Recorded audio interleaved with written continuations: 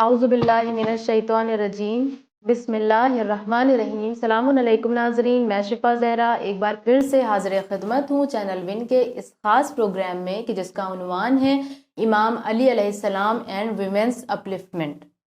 ناظرین محترم، جب بھی عورتوں کا ذکر آتا ہے، اسپیشلی جب اسلام کے ساتھ کنیکٹ کر کے عورتوں کا ذکر کیا جاتا ہے، تو اکثر وہ لوگ کہ جن کے پاس زیادہ نالج نہیں ہے، وہ زیادہ معلومات نہیں رکھتے اسلام کے بارے میں، اور صرف وہ معلومات رکھتے ہیں جو سنی سنائی باتیں ہیں، تو اکثر وہ یہ کہتے ہوئے نظر آتے ہیں کہ اسلام نے تو عورت کو کسی قسم کا کوئی حقوق نہیں دیا، اسلام عورتوں کو سپریس کرتا ہے، وہ عورتوں کو آگے نہیں بڑھنے دیتا۔ جبکہ جب ہم اسلام کی تعلیم حاصل کرتے ہیں اور دیکھتے ہیں، پڑھتے ہیں اپنے اماموں کی احادیث میں، روایات میں، تو ہمیں معلوم ہوتا ہے کہ جتنی عزت اسلام نے عورتوں کو دی ہے، اتنی عزت دنیا میں کوئی اور مذہب عورتوں کو نہ دے سکا۔ کہ جہاں پر رحمت للعالمین حضرت محمد مصطفیٰ صلی اللہ علیہ وآلہ وسلم یہ ارشاد فرما دیں کہ دیکھو، سب سے بڑا گناہ جو ہے وہ یہ ہے کہ عورتوں پر ظلم کرنا، یعنی شرک کے بعد اگر سب سے بڑا کوئی گناہ ہے تو وہ ہے کسی عورت پر ظلم کرنا۔ یا ہمیں ایک اور حدیث ملتی ہے کہ جہاں پر آپ فرماتے ہیں کہ المرأۃ کالریحانہ لیست القہرمانہ، کہ عورت پھول کی مانند ہے، وہ تمہارا ظلم سہنے نہیں آئی ہے، اس پر ظلم نہ کرو۔ تو جب ہم اسلام کو دیکھتے ہیں تو ہمیں کچھ اور دکھائی دیتا ہے، لیکن جب ہم اسلام سے ہٹ کر دیکھتے ہیں تو لوگ کچھ اور باتیں اسلام کے نام پر بتا رہے ہوتے ہیں، اور اس میں ان کی بھی کوئی غلطی نہیں ہے، کیونکہ انہوں نے اسلام کے حقائق کو نہیں سمجھا، وہ نہیں جانتے۔ یا جیسے کہ آج ہمارا یہ موضوع ہے امام علی علیہ السلام سے ریلیٹڈ، تو خود امام علی علیہ السلام کی زندگی میں جو مقام تھا عورت کا، یا خود امام علی علیہ السلام نے جو مقام، جو رتبہ، جو منزلت عورت کو دی، اس بارے میں آج ہم بات کریں گے۔ اور ہمارے آج کے اس پروگرام میں ایک بار ہمارے ساتھ پھر موجود ہیں مولانا سرمدی رضوی صاحب، جو ہمارے آج کے تمام سوالات کے جواب دیں گے۔ السلام علیکم آغا۔ وعلیکم السلام ورحمۃ اللہ۔ آغا، آج کا ہمارا سب سے پہلا سوال آپ سے یہ ہے کہ جب ہم دیکھتے ہیں کہ ایک عورت کو اسلام نے بڑی عزت دی ہے، اور ہمارے معصومین علیہ السلام نے بھی بہت ہی پازیٹیو چیزیں عورتوں کے لیے بیان کی ہیں، تو اگر ایسا ہے تو پھر ہمارے آج کے اس سوسائٹی میں، ہمارے آج کے اس معاشرے میں عورتیں اتنی پیچھے کیوں ہیں؟ اعوذ باللہ من الشیطان اللعین الرجیم، بسم اللہ الرحمن الرحیم، الحمد للہ رب العالمین، والصلاة والسلام علی محمد وآلہ الطاہرین۔ جزاک اللہ۔ بہت ہی ضروری سوال ہے کہ جب اسلام نے عورت کو اتنی اہمیت اور یہ مقام دیا ہے اور علم اور عزت دی ہے، تو پھر کیوں وہ آج اتنی پیچھے ہیں؟ پیچھے ہے، صحیح۔ خود یہ جو سوال ہے نا، یعنی عورت کو ایک مقام دیا ہے اور علم اور عزت، تو وہ کیوں پیچھے ہے؟ اس کا مطلب یہ ہے کہ کہیں نہ کہیں عورتوں سے علم کو لے لیا گیا ہے۔ صحیح۔ یعنی اس سوال کو مختلف طریقوں سے اس کا جواب دیا جا سکتا ہے، مگر فی الحال جس طرف میں جانا چاہ رہا ہوں وہ یہی ہے کہ ہمارے یہاں ایک فکر یہ رائج ہے، ہر جگہ نہیں مگر عموماً ایک مسلم سماج میں، کہ عورت کو بہت زیادہ پڑھنے کی ضرورت نہیں ہے، یعنی اسے تعلیم کی بہت زیادہ ضرورت نہیں ہے۔ اچھا، یہ بات کیوں ذہن میں آتی ہے؟ یہ بات اس لیے ذہن میں آتی ہے کیونکہ ہم یہ سمجھتے ہیں کہ تعلیم کا تعلق صرف جاب سے ہے۔ ہم یہ بھول جاتے ہیں کہ تعلیم کا، یعنی ایجوکیشن کا تعلق انسان کی اپنے اندر موجود پوٹینشیل کو ایکچولائز کرنے سے ہے۔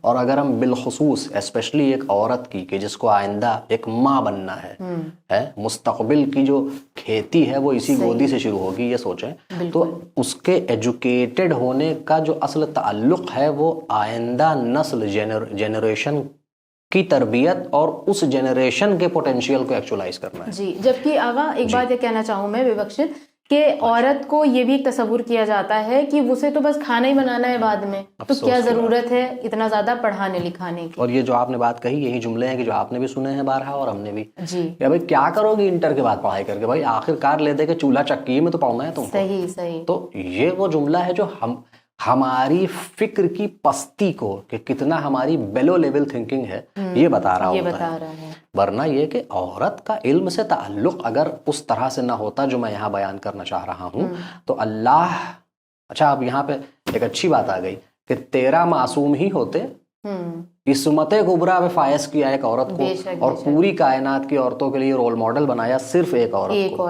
وہاں مردوں کے لیے 13 معصومین ہیں. یہ بتانے کے لیے اور پھر ان میں وہ مقام بھی ضمن عرض کر دوں ان کی بھی بات آ گئی ہے صدیقہ طاہرہ سلام اللہ علیہا کی کہ امام حسن عسکری علیہ السلام فرما رہے ہیں کہ نحن حجت اللہ علی خلقہ، ہم اللہ کی حجت ہے اس کی مخلوق پہ.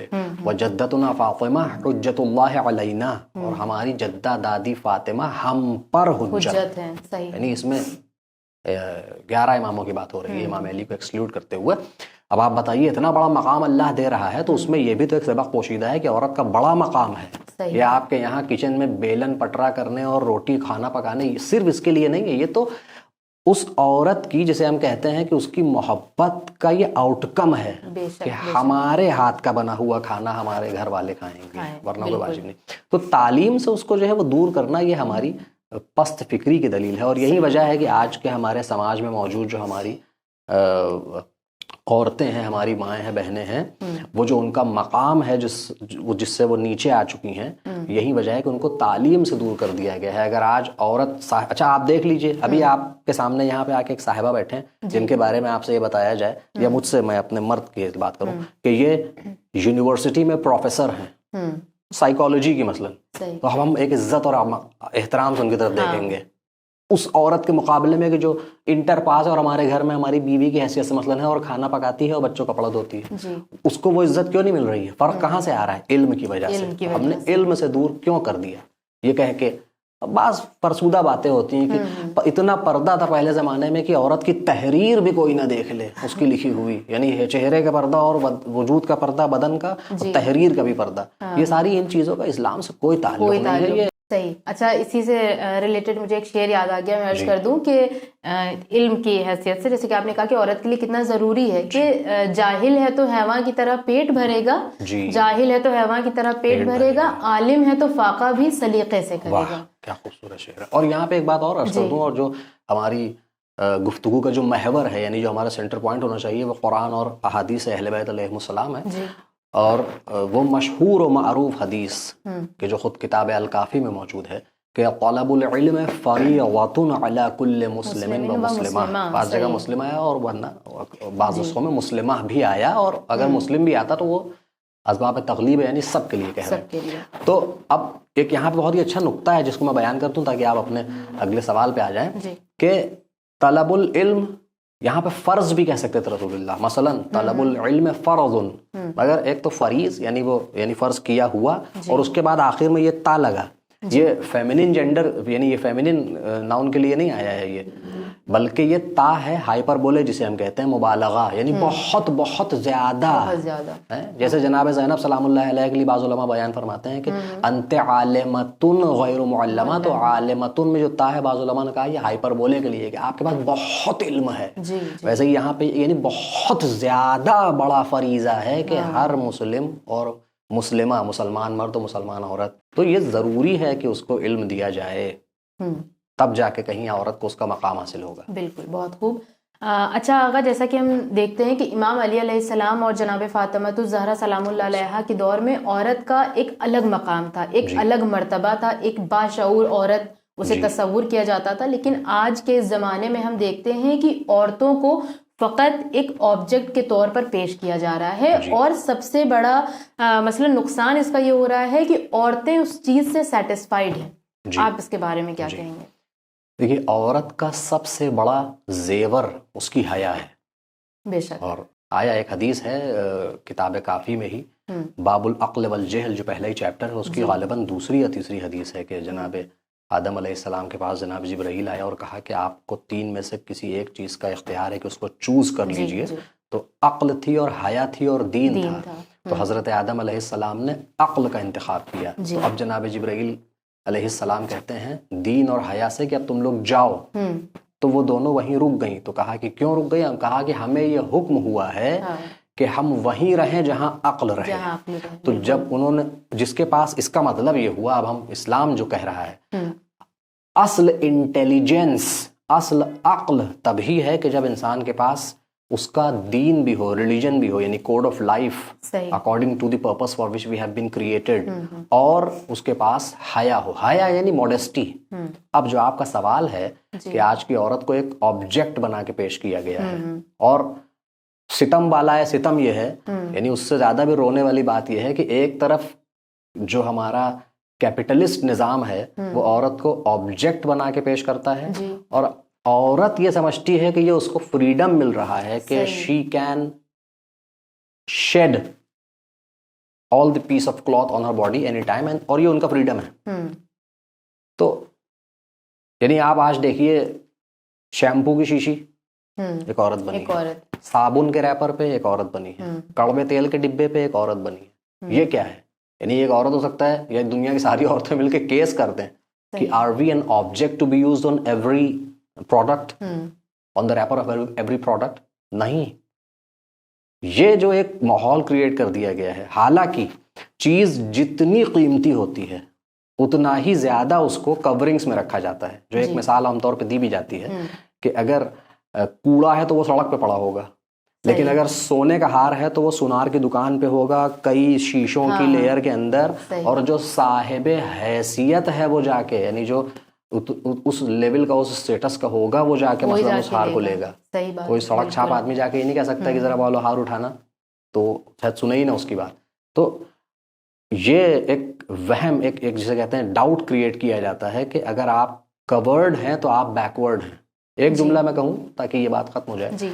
ابھی ہمارے سامنے فرض کیجئے کہ دو عورتیں بیٹھی ہوں, ایک جینس اور ٹی شرٹ میں ہو, اور ایک جیسے آپ ہیں حجاب میں ویسے ہو, اور دونوں MBBS ہیں.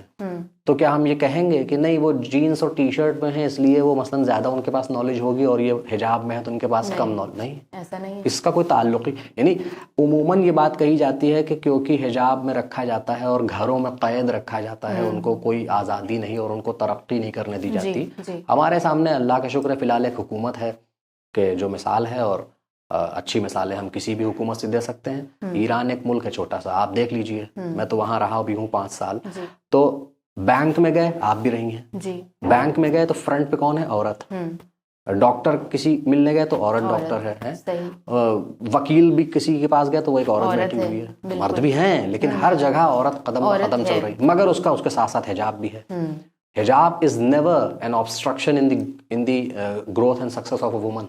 یہ ایک ڈاؤٹ کریٹ کیا جاتا ہے. اور بس ایک جملہ کہہ کے ادھر سے جس کو فریڈم سمجھا جا رہا ہے وہ اصل میں عورت کو اس کی خواہشات نفسانی یعنی اس کی کارنل ڈیزائرز کا قیدی بنایا جا رہا ہے. یہ ہماری جسے آپ کیا کہتے ہیں موہ مایا کہہ لیے یا جو بھی, کہ سمجھ نہیں پا رہے ہیں, ہم اتنا جکڑے ہوئے ہیں کہ ہم اس کو چاہتے ہیں کہ آزادی کا نام دے کے اسی میں رہیں, اتنی ہمیں اس میں اٹیچمنٹ ہو چکا ہے. بالکل بالکل. پیام اعظمی صاحب کا شعر بھی اس حوالے سے کہ ہوئی بے پردہ تو کیا خاک سکون پائے گی, شمع فانوس سے نکلی تو بجھ جائے گی. دیکھیں تو اس میں کتنی زیادہ گہرائیاں ہیں, سمجھنے کی بات ہے. بہت شکریہ آغا. اسی کے ساتھ ہم بڑھتے ہیں اپنے اگلے سوال کی طرف کہ آج جس طرح سے عورتیں اپنی آزادی چاہتی ہیں, جس طرح سے وہ آزاد رہنا چاہتی ہیں, اور جس طرح سے امام علی علیہ السلام نے اپنے خطوبات میں بیان کیا ہے کہ عورت کی آزادی یعنی آزادی نفس کیا ہے, تو اس کے بارے میں آپ ذرا بتائیں. دیکھیے آزادی اس سے پہلے بھی جو عرض ہوا کہ وہ ایک اس کی غلط ڈیفینیشن پیش کر دی جاتی ہے, ورنہ دین کی نگاہ میں, اور یہ دین سے مراد یعنی کوئی بھی اگر ساؤنڈ انٹلیکٹ رکھتا ہو, یعنی فری فرام اینی پریجوڈس, کہ جیسے ہی ہم کہیں اسلام تو کہیں اسلام تو بات ہی کرتا ہے بیکورڈ کی, نہیں, ابھی یہ ساری پریجوڈس ہٹا دی ہے. اور اب سنیے کہ سامنے والا کہہ رہا ہے. ہمارے مولا جن کی ہم بات کر رہے ہیں انہوں نے ہی کہا ہے کہ انظر الی ما قال ولا من قال, کچھ اس طرح سے کہ یہ نہ دیکھو کون کہہ رہا ہے, یہ دیکھو کہ کیا کہہ رہا ہے. تو آزادی کا مطلب یہ ہے, آپ کو میں ایک چھوٹی سی مثال پیش کروں تاکہ ہمارے ویورز کے لیے بات آسان ہو جائے, کہ ہم کو یہاں سے الہ آباد جانا ہے, یعنی ہمارا یہ فی الحال گول ہے جسے آپ پریاگراج کہتے ہیں, یہاں سے ہم کو الہ آباد جانا ہے. تو اب ہمارے راستے میں کوئی بھی اڑچن نہ ہو, یہ ہمارے لیے آزادی ہے. ورنہ اگر کوئی اڑچن لگا دی جائے, مثلا ہماری کار کو راستے میں روک لیا جائے یا ٹرین کو روک دیا جائے, تو یہ ہماری آزادی کو چھین لیا گیا. یعنی وتھ آزادی ایبسلیوٹ نہیں ہوتی ہے کوئی چیز, آزادی ریلیٹیو ہے کہ ہمارے اپنے مقصد کو حاصل کرنے میں کوئی آبسٹرکشن نہ آئے, یہ آزادی ہے. اللہ نے انسان کو کیوں پیدا کیا؟ آپ اللہ بھی لفظ ہٹا لیجئے، کریٹر نے کیوں انسان کو پیدا کیا ہے؟ آپ ہماری کتاب سے بھی پڑھ لیجئے اور اپنی کتابوں میں بھی دیکھ لیجئے، جو بھی جس مذہب کا فالوور ہے، کہ انسان یعنی کمال کی انتہا تک پہنچے.